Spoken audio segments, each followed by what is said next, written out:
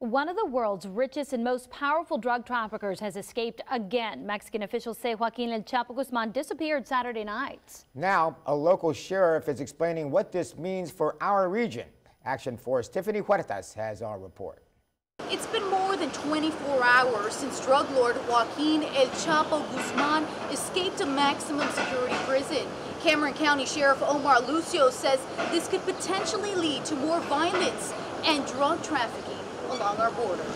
An intense manhunt for Mexico's most wanted drug lord is underway. This really raises the questions about the capacity, the competency of the Mexican government. Reports show the leader of the Sinaloa cartel, Joaquin El Chapo Guzman, stepped into a shower, made his way through a hole, and vanished through a mile-long tunnel Saturday. He escaped from Altiplano Federal Prison in Almoloya de Juarez. But this isn't his first escape. In 2001, he reportedly hid in a laundry cart to escape, and it took authorities 13 years to catch him at a Mexican beach resort. People are really concerned about the security situation, corruption.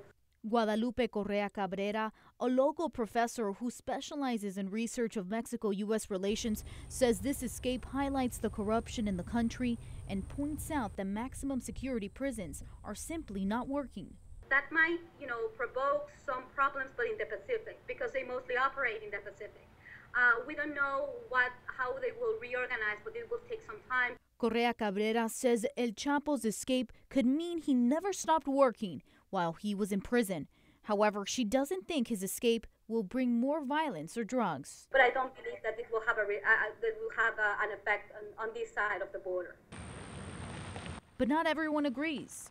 Perhaps we might see an increase in the movement of drugs. Sheriff Lucio says in the past few years, the amount of drugs crossing through Brownsville ports of entry have not been as high as other years. I think there's going to be an increase in the drug trade as far as I'm concerned. Okay, we'll just have to wait and see if that's going to be the case. Sheriff Lucio says his department continues working with Mexico to keep the border safe.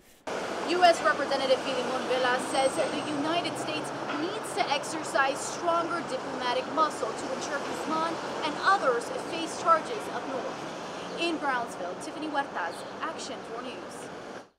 Guzman has also been charged with serious crimes in the U.S. The United States is now pledging assistance to Mexico in bringing Guzman to justice.